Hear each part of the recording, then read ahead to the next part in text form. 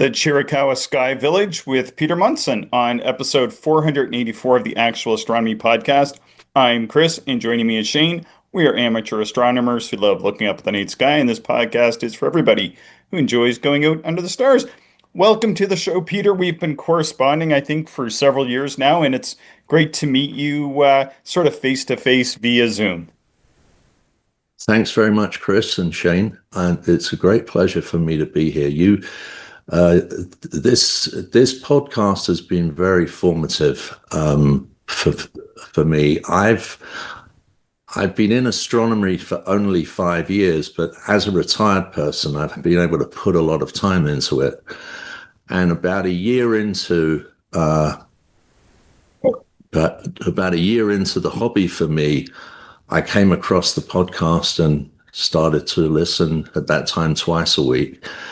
And you guys told me things I had no idea about. I learned about refractors, about eyepieces, and also how your deep knowledge of the night sky, which I have not managed to attain yet, but I live in hope.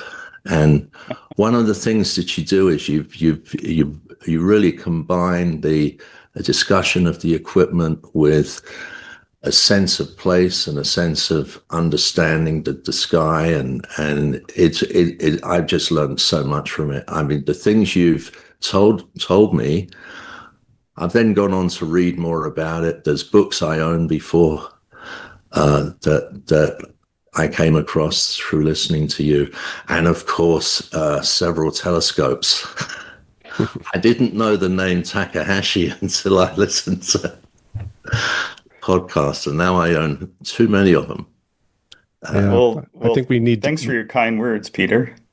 Yeah, echo that, and we joke that we should probably have a waiver of liability for us or for any listeners that. If you choose to listen to this podcast, we're not accountable for your bank account. Whatever happens. Well, yes, I happen. My wife Lois has encouraged me a great deal, so I don't feel like I have to hide what I'm doing. But I do wonder sometimes, and I'm a technical person, so. I was a professor of chemical engineering. I know a lot about computers and things like that. So it's been easy for me to slide into an understanding of equipment, optics, things like that. I didn't know anything about those things. The catalog style knowledge of knowing the night sky is hard to get at quickly. That you learn, I think, a lot through experience, and I hope to live long enough that I get that experience. And yeah, me too. Me too. It's a work I don't in think progress. I'd ever catch up to you, Chris. Well, it's sort of strangely addictive because even now, and I've been doing this for quite a long time, I suppose several decades. I started when I was about 13 or so. And even now, like I feel like I'm learning more now than I've ever learned. But in great part actually because of the podcast, in actually being able to put our thoughts down or my thoughts down and then chat with them either with Shane or put them out on the podcast and then have listeners comment and come back to me has really solidified a lot of my knowledge, and it's actually caused me to focus and learn. Like as you say, and I really do appreciate your kind words. But when you're trying to put together a podcast, see you want to be you really want to be accurate, right? As much as possible. So it kind of forces me into more of that accuracy realm than just kind of, if Shane and Mike and I or whoever are out of the star party, trying to stay cool during the day and kind of shooting the breeze, that's one thing. But if you're kind of putting this out to 12 or 1,300 people who are listening to it every week, you want to make sure you've got your facts lined up, and hopefully we have. Cool. Yeah, I think Peter, one of the Go ahead and then let's hop into some of your astronomy and visual observing. But yeah, go ahead. Yeah, I was just going to say that one of the good things of having a career in academia is that you learn a lot, but the more you're in it, the more confronted you are by what you don't know. Yeah. And the one sign of expertise, in my opinion, is a good grasp of what's unknown and what you don't know, and an awareness of the limitations of your knowledge and understanding. And that's what makes it so exciting too. hmm Yeah. Yeah. Once you can define your limits and where you want to go, you can write a thesis statement, right? Yes, So, indeed. So good stuff. maybe I'll tell you a little bit about how I view the hobby. And I just Okay, yeah. basically, my view of hobbies is there's no right way to do them. There's no wrong way to do them. There's the way that you do them. And um, I I liked astronomy as a child, but I lived in London. I was in a wonderful family, but we didn't have a lot of resources, and there was no spare cash lying around to be spent on a telescope. And also because I lived in central London and I grew up in the 1960s, and there wasn't a lot you could see from the apartment building where I lived. So I read some books. I read Patrick Moore's books and a few others, and I remember the words from Patrick Moore. The minimal telescope you should have is a 3-inch refractor or a 6-inch reflector. I remember reading those words written by Patrick Moore, but I thought, well, I'm never going to have either one of those. And now I have several of each. But so I kind of the hobby sort of bifurcated in a way between imaging and visual. Yeah, And I noticed that with our correspondence, you'd be talking about. I mean, there's not a lot of people that are doing astro imaging, and by the way, your astro images are very beautiful. Thanks for always sharing them with us. And then at the same time, you've gone out and bought a 6-inch Achromat f5, which is not really an imaging telescope, although I'm no, not much of an imager, so maybe I shouldn't make that statement. But so that you're doing both, and I always feel like, in a way, many of the individuals who do that have a different perspective on the night sky. So I'm really curious to hear about how you're synthesizing those two aspects. they you know, learning something in one area often feeds into another. And I I started by trying to look through the telescope I bought and tried to. I had I've always had a Celestron SET. I started with a 9 1/4 on the CGEM 2 mount, and it was very heavy equipment, but beautiful stuff. That 9 1/4 apparently is the sweet spot of the Celestron line, and I traded it to get a C8, and sometimes I wish I'd held on to it, but I could barely lift the thing. It weighed over to just the equipment was very heavy. But I was struggling a lot with the go-to and using a TELRAD and trying to find the stars that it would tell you to when you do the star alignment procedure, it says go to Vega, and I would say, well, where's Vega? And there's a lot of things that were hard at the beginning, and I think if I was to start over, I would get a solid manual ALTAS mount on a good solid tripod, and on that I would put an 80 millimeter refractor, And that would to me would be the perfect way to start the hobby, but I can't do it again. I struggled for about a year. Two things happened. I had a meeting. I buy a lot of my equipment from Star Arizona in Tucson. And Dean, whose name has been mentioned many times, is the owner, and now his son is running it. Yeah, Steve. Dean Koenig. Yeah, Dean No, Koenig. Yeah. no And relation to the eyepiece. that's right. And I I was on. I take vacations in Tucson. It's only 2 hours away. It's south. It's a bit cooler. And in the monsoon season, in Phoenix, we get some rain, but we get a lot of cloud.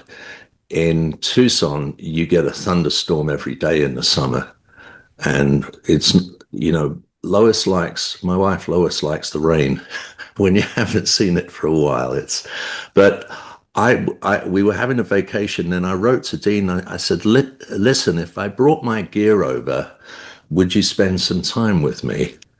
And so I did. I took the whole setup there, and he spent a couple of hours with me and walked me through a whole bunch of things. He didn't show me everything, but he showed me some really key things, and that got me started.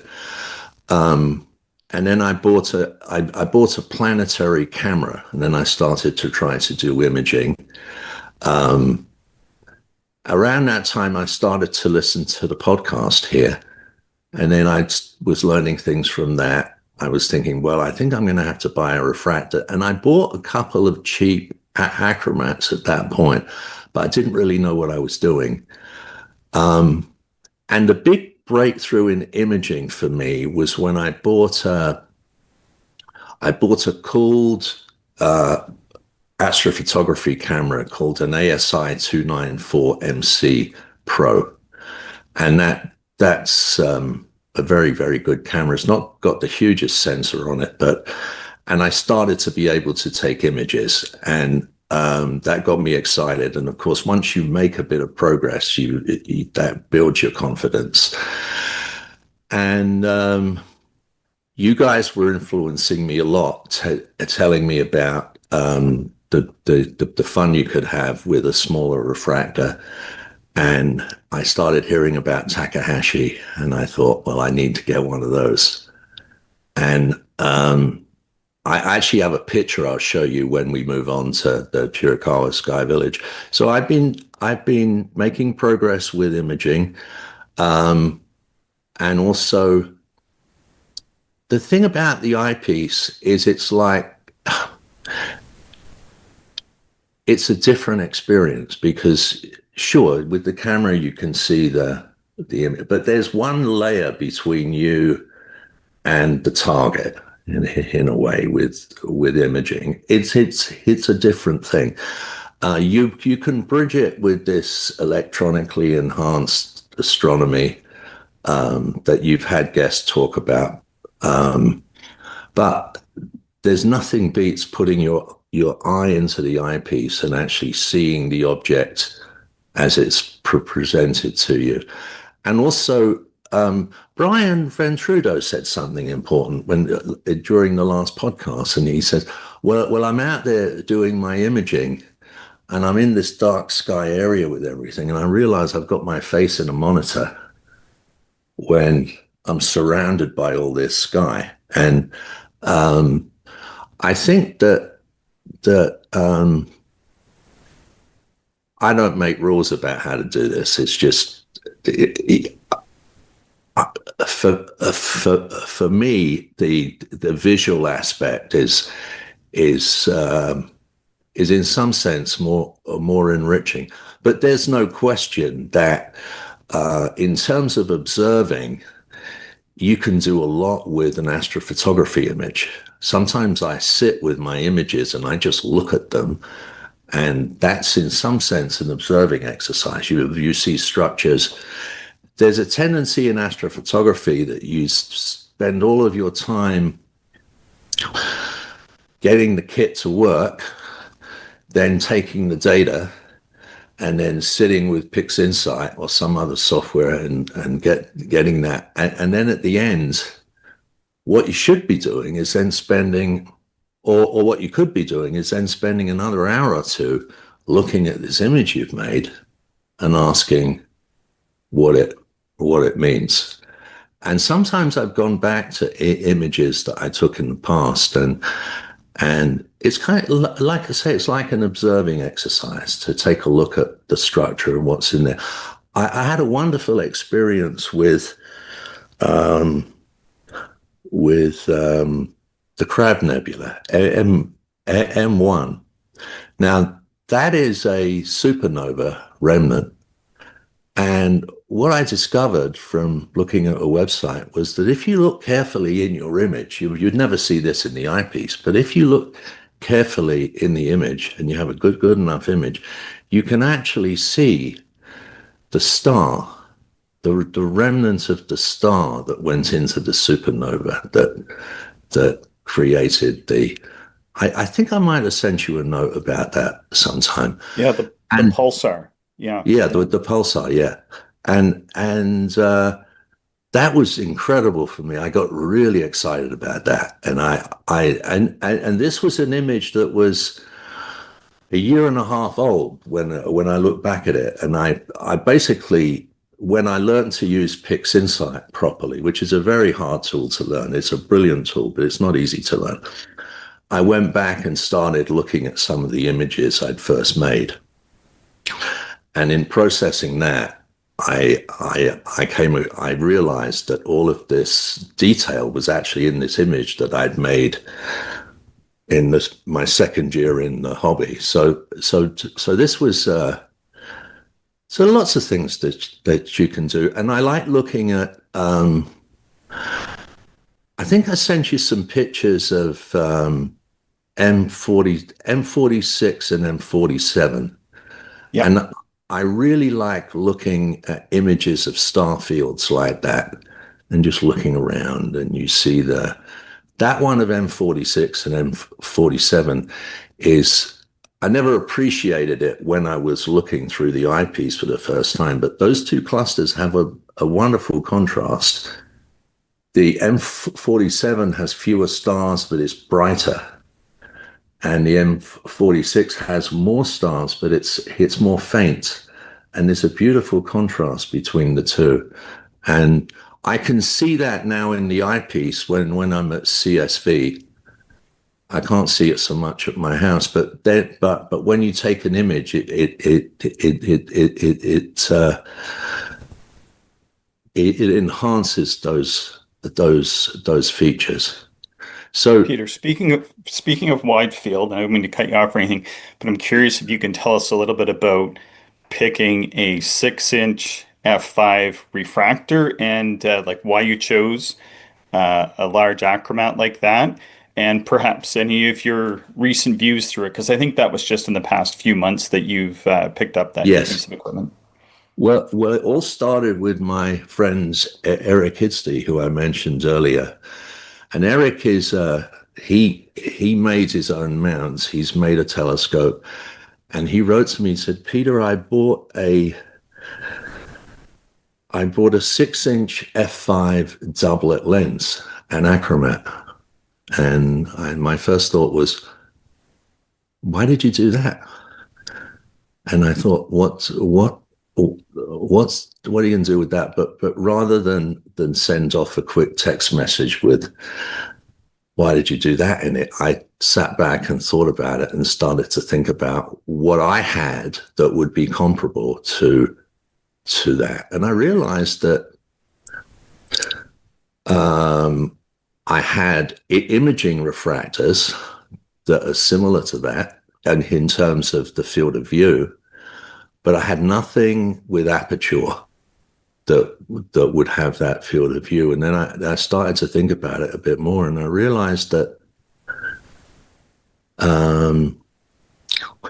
most of the scopes that you can buy are reflectors. The Dobsonians are often f5 or f4 maybe, and then these imaging Newtonians around there. So I think that was about the time that I wrote to you, and then somehow or other you mentioned it. I think you mentioned that you could buy a 6-inch, because I thought, well, I will never own a 6-inch refractor because it's going to weigh 30 pounds or more, and I don't buy telescopes I can't lift.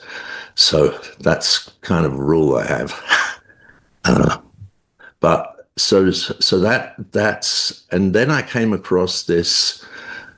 I started researching. The Celestron had a 150 that they don't sell anymore. Maybe I don't think they sell it at all. But Celestron and Skywatcher are both owned by Sinter, I guess. Mm-hmm. And so there's the Skywatcher 150 that's the same as the telescope and I saw I could buy it from First Light Optics, so I thought I would get it. And I was nervous about it being an achromat because I figured, well, it's got to be an apo. You've got to have and I was nervous about the weight, but that scope weighs 14 pounds, which is very manageable. And also because it's, I own one large triplet. It's a 5-inch Explore Scientific. And I got the shock of my life when I first opened the box that came in, and I picked it up and the front end went, yeah, because there's so much weight in that triplet glass. You must, Shane, your TSA 102 is a triplet, right? Yes, it is. Yeah, yeah. How do you deal with the front heaviness of it? Put a lot more weight on the back. The Bino viewer, that I pretty much use exclusively on there, I would say it has considerable weight compared to a traditional setup with a diagonal and one eyepiece. So that does a pretty good job to balance it. But then the other aspect is just having like a fairly long Vixen rail on there. It's probably about 12 inches, and I can also move the scope within the rings to get it, properly balanced, pretty much in any situation. And like I have a little 50 millimeter finder that I can put on it as well to, again, add more kind of counterweight to the back end of the scope. But so far, I really haven't had any issue with balance. But you're right, it is a heavy scope. Like a triplet compared to a doublet is like, if it's the same aperture, it's a substantial weight difference. Like prior to the TSA 102, I had a Skywatcher 120 ED, which is a doublet. And I can't remember what they actually come out on in terms of weight on the scale, but I think the TSA is heavier. Like it's not insignificant. Yeah, that's right. So what I want to do with the 6-inch, Chris, is really use it to kind of sweep the sky. And I've had some sessions with it. I've had one session at CSV. In fact, I'm going to CSV tomorrow for a couple of nights. And because I've got 2 peers down there, I can do some imaging and also do some visual observing. And I'm going to be looking, I'll probably bring the Takahashi 100 with me and try to make some comparisons of because the fields on those two are very similar. The 750 millimeters is the focal length of the 6-inch, and the Takahashi 100 is an 800 millimeter. So they're kind of comparable fields. And I want to look at the field flatness. I compared them. For instance, I looked at the M42 with the 6-inch and with the 4-inch Takahashi. It was interesting that the 6-inch was a little bit better. There was some more detail there, and that's coming from you got 2 things going on there. One is the aperture, of course, which is a huge advantage to the 6-inch. But you've also got the the the optics in the Takahashi, and you can't that those fluorite doublets are just they're fantastic. I mean, they're just really wonderful. Yeah. But yes, I just want to hop in and say the reason why, at least myself, and I know Shane has the triplet, which arguably, seems like it's slightly darker. Um, but as far as contrast goes, I should say.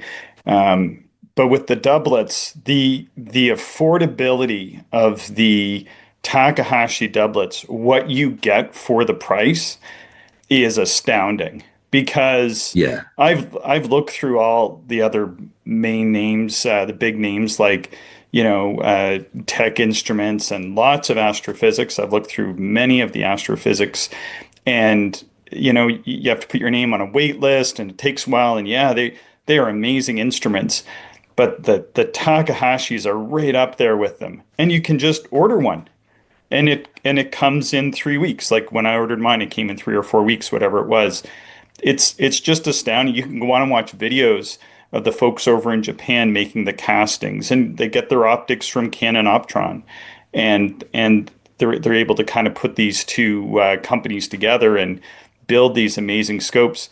Peter, the reason why, and I don't want to say like I push them or that we push them, but is that like in my journey, I bought a lot of telescopes before I bought the Takahashi. And arguably, the Borgs are sort of on a similar line, to be frank. Like they have the Canon Optron optics as well, and are different configurations. Um, but for looking at planets and wide field, and just like being a jack of all trades instrument, you can save a lot of money over the long term if you go to the Takahashi earlier in the journey. I always feel like I run yeah, into and talk to so many people, and they'll have bought 5 or 6 telescopes and turn them over, or they're still in a shed or wherever.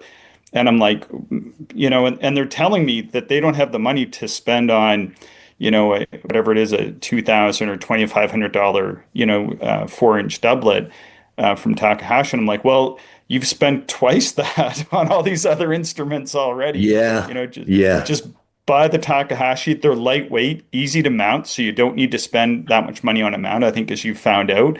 And then you get 3 or 4 really good eyepieces and a Barlow. And I mean, honestly, that's really like a cornerstone instrument. As far as these small instruments go, like, the 4-inch just shows the planets in remarkable detail. And then on deep sky, it's got the 4 inches of aperture, going back to your comment earlier on what Patrick Moore said, 3 inches or larger in a refractor.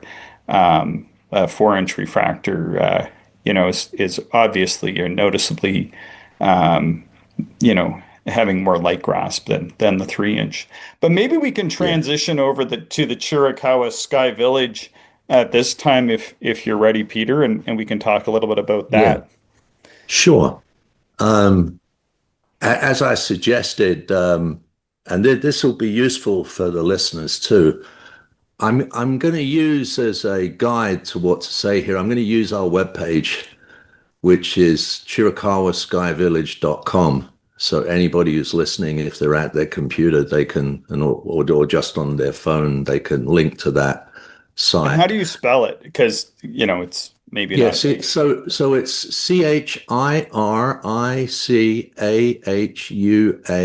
Chiricahua, Chiricahua Sky Village, and the name comes from the area which the Chiricahua Mountains are just to our east, and I'll show you. We'll be looking at a picture of those shortly, and the name is also associated with the name of the Chiricahua Apaches who lived in that area up until the late 19th century. And the county where Chiricahua Sky Village is called Cochise County. It's one of the largest counties in terms of land area, has very low population density. but it's named after Cochise, who was probably the most famous of all of the Apache leaders. The Apache reservations in Arizona now are mostly are north in near the White Mountains there, and also they have some reservations in Oklahoma. So Chiricahua Sky Village,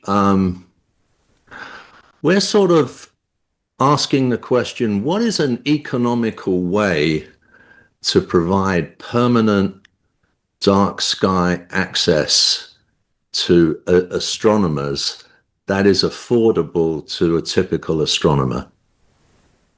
And so the outlay is going to be somewhere around, as you'll see, it'll be around $5,000 in the first instance. And that can be compared with the cost of doing what you've done, Chris, which of course is a multi-purpose. Your cabin is not just for astronomy. Your wife is there with you, and she's pursuing her interest there. And so one can buy land and build a house, and then maybe build but that's a massive undertaking. It's a wonderful thing if you can do it. But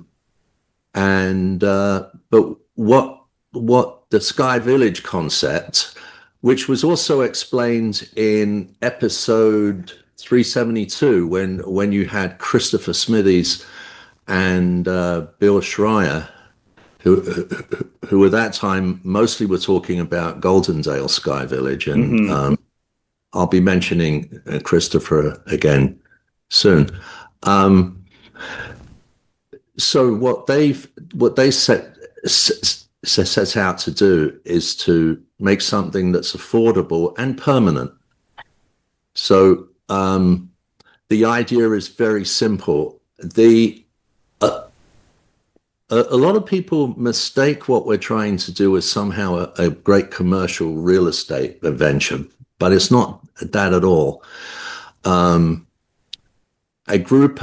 The first group of members got together and paid their dues, and that formed a pool of money, sort of a general fund, that was then used to purchase land. And we purchased 92 acres. Do you guys use acres in your real estate? Yep. Yeah. Well, just for the listener, 92 acres is actually quite a lot of land. And one way to think about it is, supposing you had 92 acres that was in a square. Well, that square would be 600 meters on the side. And that's how much land we have, which is really quite a lot. And so what you do is you become a member by purchasing shares in an LLC. So Chiricahua Sky Village exists as an LLC, a limited liability company. And so you buy shares, the minimum is 2 shares, and for those 2 shares you are assigned the use of a lot. And the minimal lot size is 500 square feet, which means you're going to have a lot, if it was square, is something like 80 feet on the side, something like that.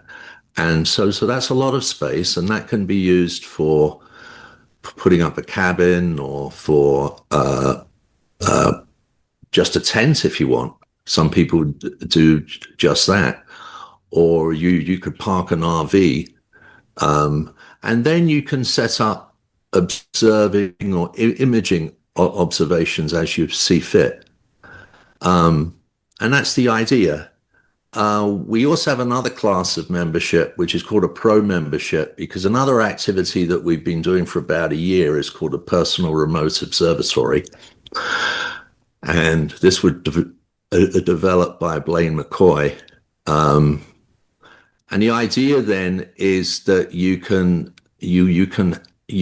keep a telescope down there and a camera inside one of these units, and you can use it from wherever you are in the country remotely, and you can do Do imaging without actually having to be there.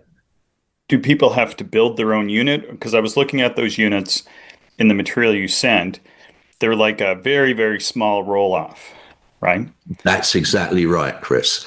You And can so build do you folks build your them and then kind of lease them out to people, or do people have to kind of buy their you share and you then can in principle build your own, which is how Blaine got started. He had several prototypes before he built the first one at CSV. But we have a company that's owned by one of our members, Simple Systems of Phoenix, and Simple Systems will build you a pro, and and the cost for that is about $7,000.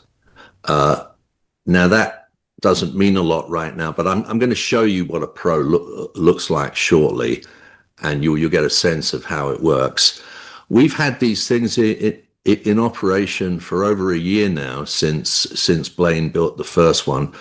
They're a simple design that works very well, and the pro members and users are extremely happy with what they've been able to do.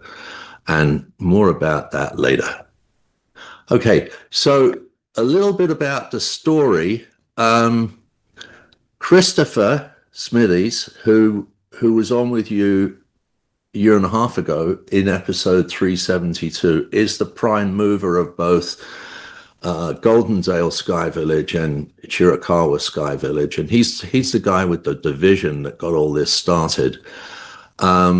And they started Goldendale Sky Village in 2018, and that was mostly amateur astronomers from the Seattle area. And they found a place in eastern Washington, Goldendale, which became Goldendale Sky Village. And that's about 30 acres. So in terms of land, it's 1/3 the size of Chiricahua Sky Village. And of course, they started 3 years before us. We started in 2021. I've been a member since 2023. So we're in an earlier stage of our growth. And now, why did Christopher set up Chiricahua Sky Village? Well, Washington State is a wonderful place. I like to say you'll find the nicest rose gardens in the United States will be in Washington State. And that's because they get such wonderful rainfall all year round, especially in the winter. So Goldendale Sky Village is a fabulous place for spring, summer, fall observing. But in the wintertime, it's pretty grim. It's very cloudy and rainy in Washington State. So they were looking for a place where you could go get some dark sky in the wintertime that would be a little bit warmer with clear skies. And one place to do that is Arizona. And so that's what led to Chiricahua Sky Village.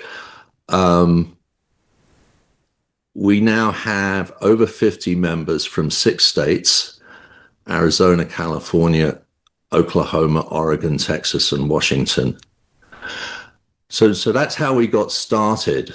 Let's talk a little bit about where we are located. So I've got a page called Our Location, and if you look there, you'll see that we're situated in the southeast corner of Arizona, near the Mexican border and near the state border with New Mexico. We're about an hour and a half from Tucson International Airport and 3 hours from Phoenix. I live in Phoenix, and from where I live in Phoenix, it takes about 3.5 hours for me to drive to CSV.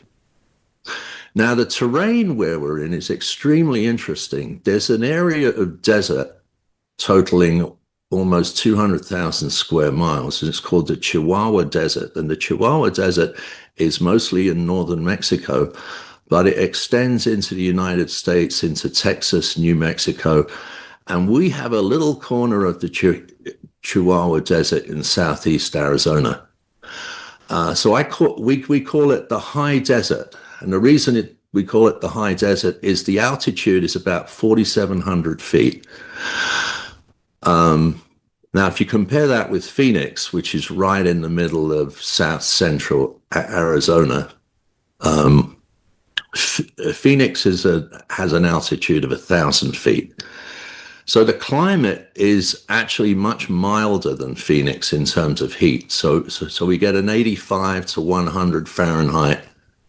I can't do that in Celsius. I ought to be able to. I'm a thermodynamicist, but that's probably what, 28 Celsius to 40 Celsius. Is that right? So at around 100 Fahrenheit. That would be the top high, but anywhere from 85 to 100 Fahrenheit. Yeah, because 100 would be high 30s Celsius. Yeah, high 30s, yeah, Celsius. And then the winter, you're looking at 50 to 60 Fahrenheit highs. And then the nighttime temperatures in the winter can get down to freezing. So it's we don't see freezing much in Phoenix in the winter, but so it's colder in the winter, but it's not the real cold that you guys in Saskatchewan know about.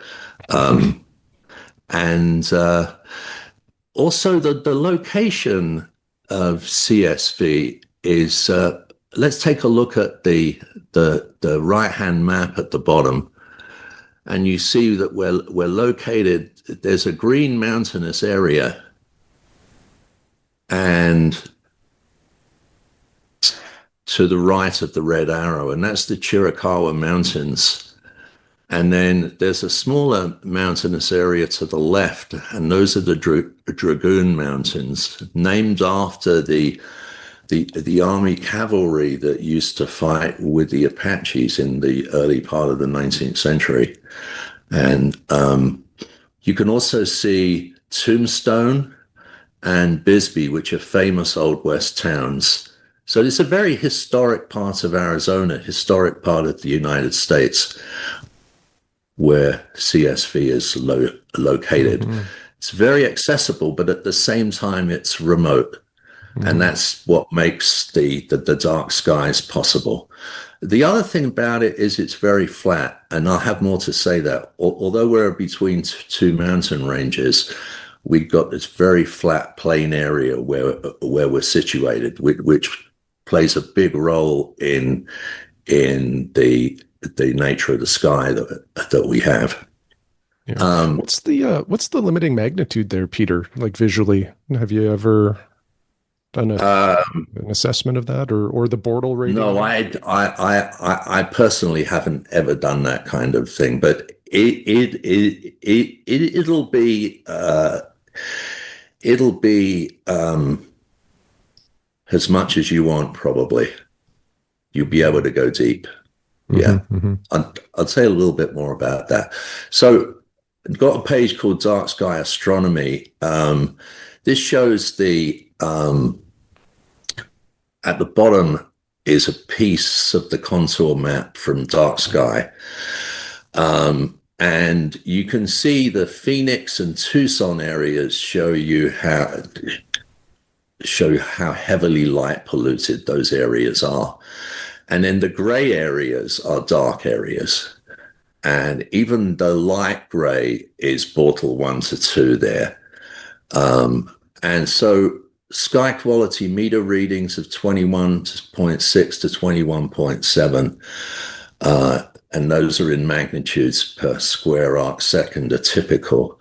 So what I like to say when I give a talk is, you can talk about Bortle numbers and sky quality meters, but it's plenty dark at CSV. It's really dark. And I have to say, you guys will remember what it was like the first time you saw a dark sky. it kind of overwhelms you. I get that feeling.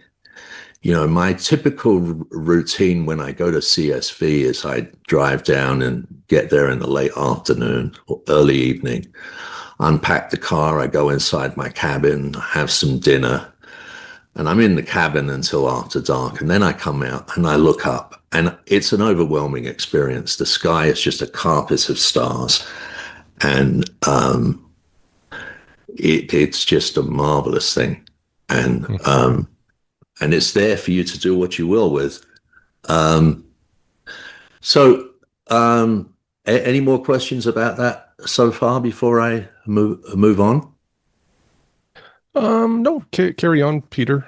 Yeah. So I've got this page that I call Horizons at CSV, and I beg your pardon, guys. The top picture there shows an aerial view. Mark Orvek's one of the key people.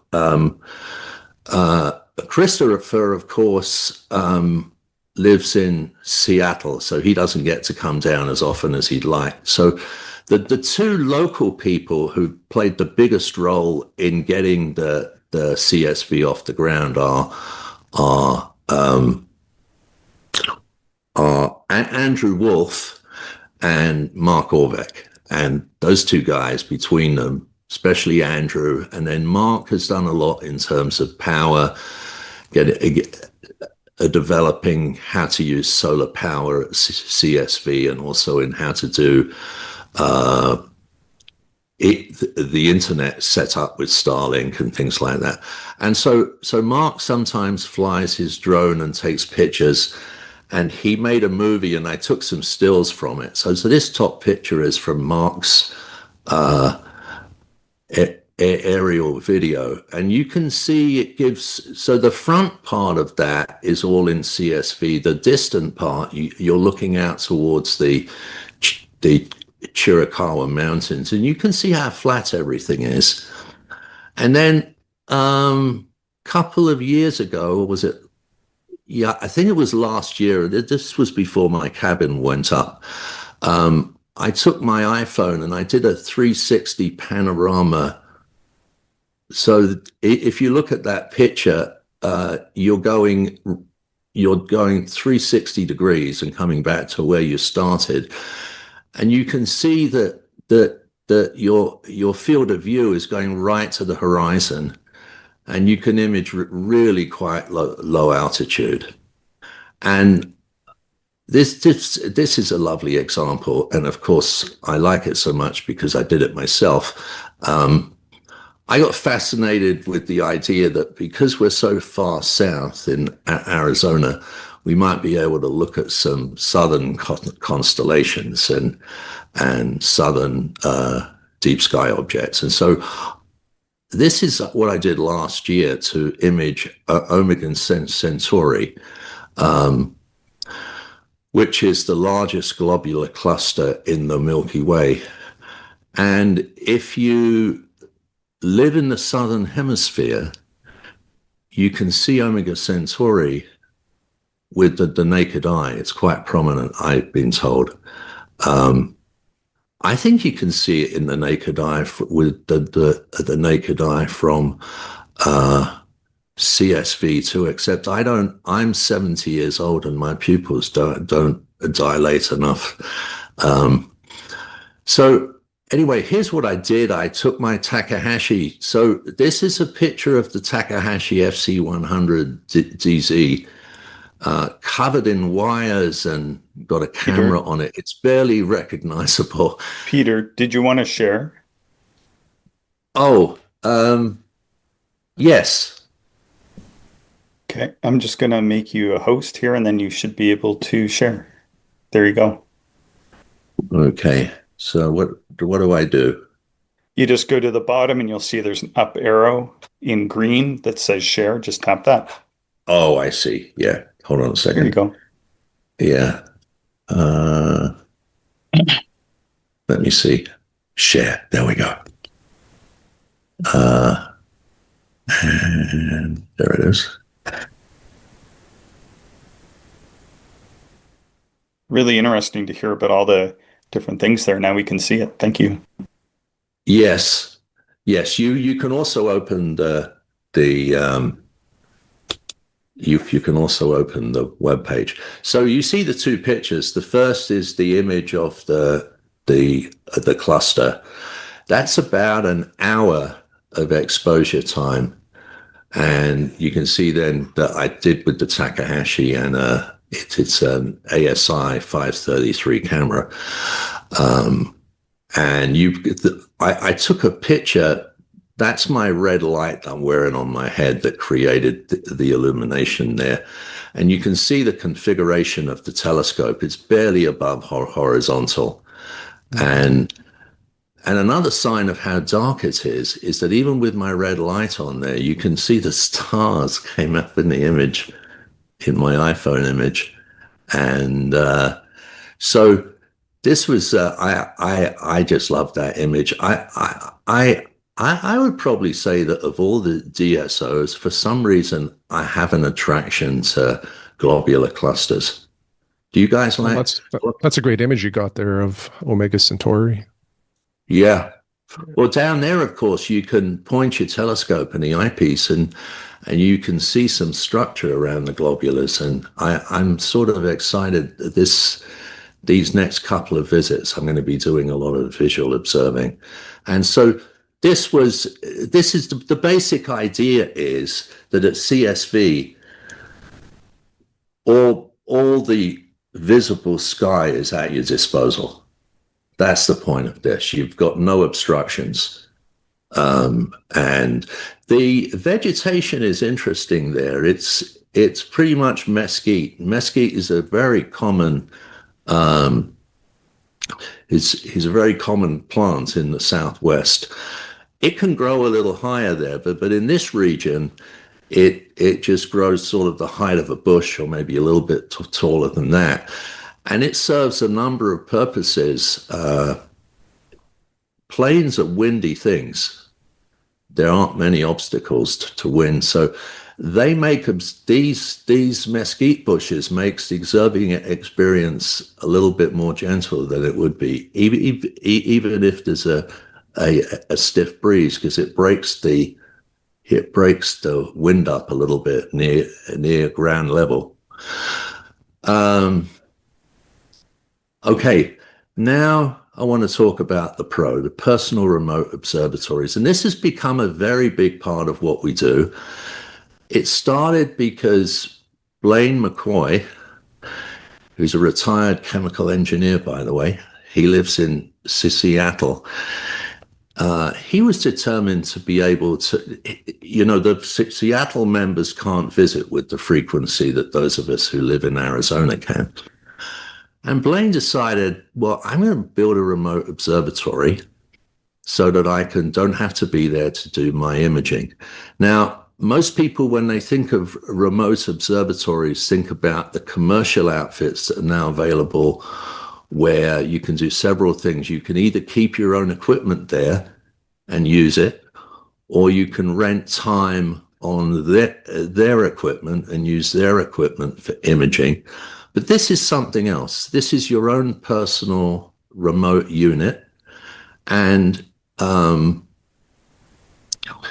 you have a lot more autonomy, and you can go down and you can open it up and you can check everything out. And it's a very interesting new approach to dark sky astronomy. It all started with Blaine wanting to do remote observing. And he built, back home in Washington, he built several prototypes before he got to this one. So as you said, Shane, it's like a small roll-off. And if you look at this, you'll see that the left side of the roof rolls off to reveal the telescope. This is a Takahashi FS-106 with an ASI 2400 full frame camera. So that's got a 35 millimeter size sensor on it, and it's on an AM5 mount. I had to laugh the first time I talked to Blaine about this, and he was talking to a couple of us, and he said, well, I happen to have the FS-106 lying around at my house. And I'm thinking, it's quite remarkable to have a Takahashi FS-106 just lying around. And so he built this. So the basic idea is you've got your imaging setup that's in this enclosure. It's remotely controlled via the internet. The unit has a battery, a lithium ion battery, and that battery gets its power from solar panels. And there's other things there. There's a wind measuring instrument. We've got weather monitoring now. And so the whole thing is connected via Starlink to the internet. So Blaine can sit at home in his study and he can do imaging. Everything opens and closes remotely. The telescope moves remotely. And the design, the importance is that Blaine is a good engineer, and good engineering often involves simplicity, making things that the mechanics of this is quite simple, which is important for reliability. The electronic parts of things are very reliable. Mechanical things are harder to make reliable, and simplicity is your friend, and that's what he did. Now, down below on this page, you can see that we have 3 of these in a row. There may actually be more because new ones are coming online all the time. And this is our pro area. Now, if you use a pro, you may use it on your own personal lot, or you may have a smaller pro lot. And we actually introduced a less expensive class of membership for what we call pro members. And so pro members can have a lot on the pro area, and they can have a pro built there, and they can share this. This object in the back is a container that we use as a shed, a storage shed. And on top, Mark Orvek installed solar panels that are used for various power applications at CSV. In the first instance, it was for the internet network. And these are now used, there's wiring underground that allows these pros to be powered from the central power facility. And using solar power is it's something that's changing all the time. The technology just gets better and better and cheaper and cheaper. And so power is not an issue for this. And I'm going to show you shortly. Let's see where we're at with this. How are we doing for time, Chris and Shane? We are at 58 minutes, so pretty much, close to the end here, Peter. Okay, then I'd better move on. I just want to show you. We've got an image gallery from the pros. You can see here. These images will move along. All these images were taken with the pros, and you see there's some spectacular images of nebulae and galaxies. And okay, and I'll go back to here where we have images that were taken just with people's equipment out in the open. Want to go over here where to stay at CSV. People can stay in nearby hotels. They can camp if they want. They can have an RV. For instance, this is Bob and Mary Koch. They bring their RV from Oklahoma, and they're famous for having little get-togethers where Mary makes wonderful hamburgers, really wonderful. And I used to have an RV, which is shown here, and next to my observing pad. I don't use the RV anymore. It turned out to be not something I was terribly good at, and so I moved to having a cabin, and I was able to use this patio that I had for the RV. I put another telescope pier there, so now I have two piers. And then just a little bit more people. So this is the idea of having a shed. So this is the shed of Mark Orbeck, and then this is the shed of Alex Beck. And you can see he has his shed and he has his telescope here. And now Alex actually has a pro unit just in front of all of this here. So Alex is one of the newest pro users. There's also information here about how to get membership and how to join. I want to show you this last thing. This gives you aerial views of CSV. Here at the top left is the gate and our sign. This is an area where several people are clustered together, including me. We call this the local group, borrowing the title from the galaxy clusters. This shows over on the far right here, we have Blaine's. He now has two. Actually, I tell a lie. There is one more pro going up as we speak. So Blaine has 3 pros on his lot. Here is my lot now. And you see I have a cabin and I have a solar panels. And you see my observing pads with the 2 piers. This is Mark Orbeck, and this is Alex Beck. I chose this lot because I saw Mark and Alex were already there, and they're very nice people. And I like to have company. But it's possible, for instance, on the bottom right, you see that Ken Tolliver has a remote roll-off with a cabin. And he's situated himself quite far from everybody else, as has Andrew Wolf here in the middle. And Andrew's got both these guys built their own cabins in place. And Andrew built a beautiful custom observing platform here. And you see there's this concrete foundation here. And he puts an 18-inch Dobsonian on there. I had a treat. He invited me in the winter. He invited me over one evening, and I looked through his 18-inch, and that was life-changing for me.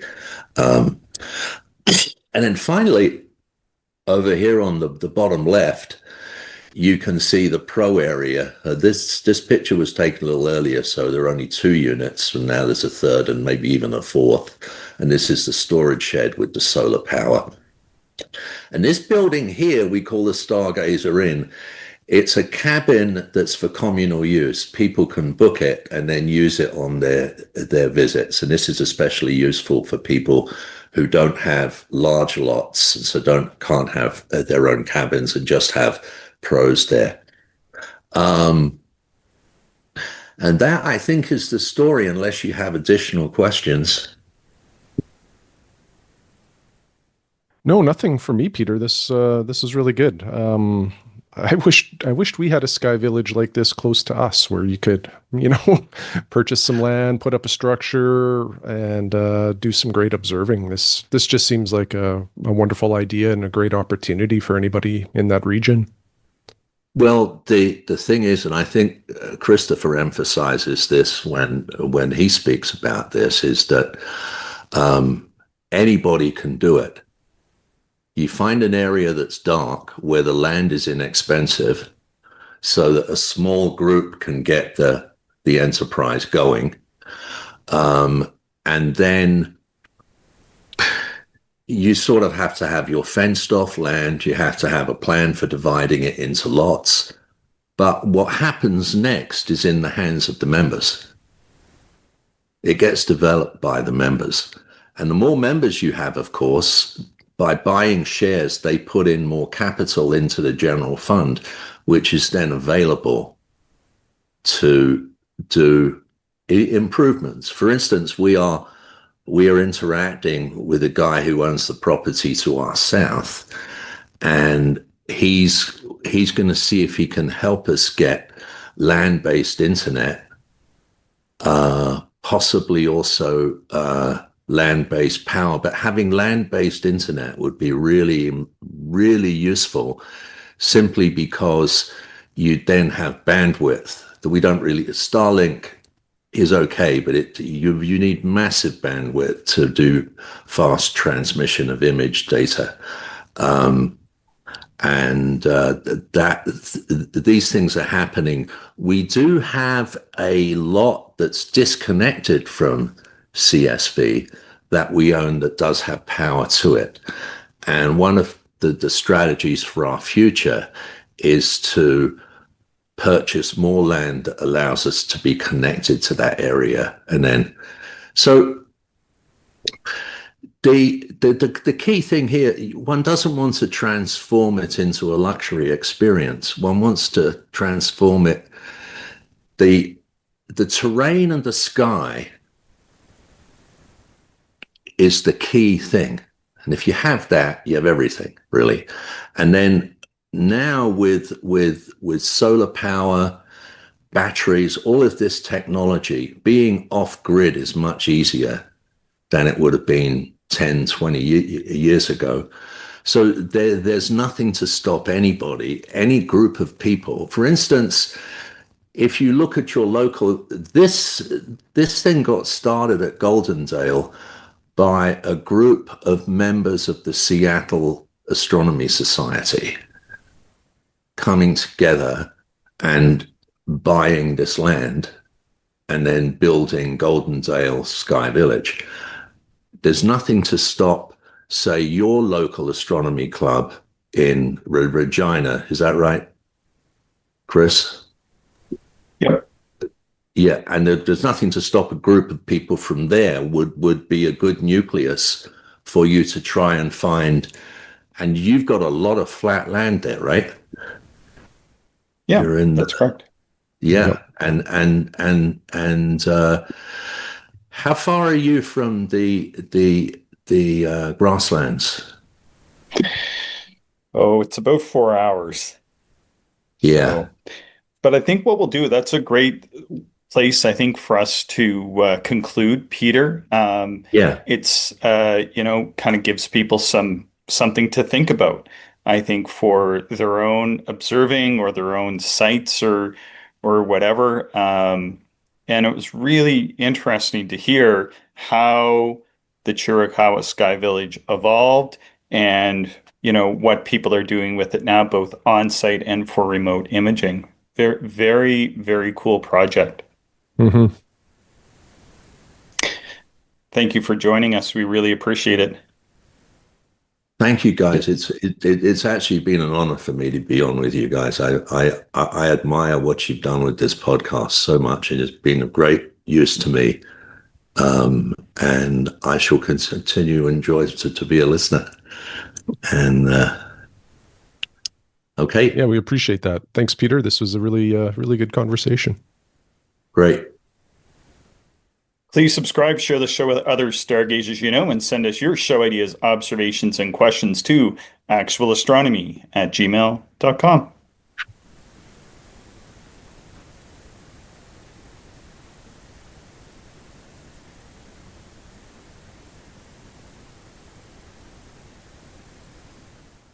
Do we lose Chris? I just need to, I think, take the host back so I can. Do I? Oh, I stopped the share. Thank you, everyone, for listening, and we hope you enjoyed the show. If you are interested in more information, would like to contact us, Or if you would like to support the podcast, check out our website, actualastronomy.com.